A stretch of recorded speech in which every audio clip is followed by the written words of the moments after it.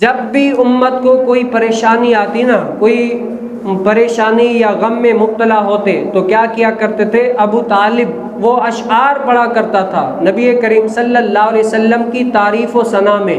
وہ اشعار کون سے تھے؟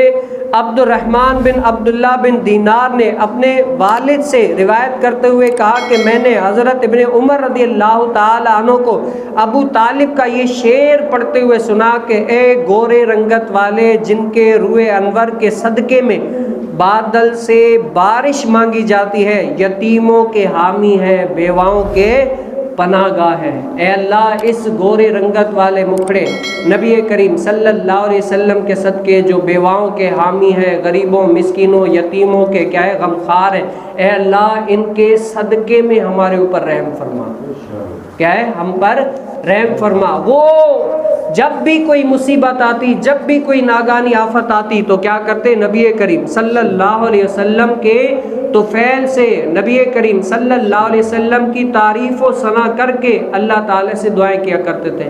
اے اللہ ہم تو کیا ہے گناہ گار ہیں، لیکن تیرے آقا کریم صلی اللہ علیہ وسلم کا صدقہ ہی ہمیں نصیب فرما دے۔ اے اللہ محبوب کریم صلی اللہ علیہ وسلم کے طفیل ہی ہم پر کیا فرما؟ رحم فرما۔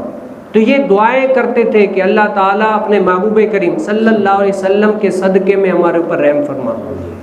السلام علیکم ورحمۃ اللہ وبرکاتہ۔ خوش آمدید علامہ آصف قادری آفیشیل میں۔ درس بخاری کی اس بابرکت سیریز کے لیے ہمارا چینل سبسکرائب کریں اور بیل آئیکن ضرور دبائیں۔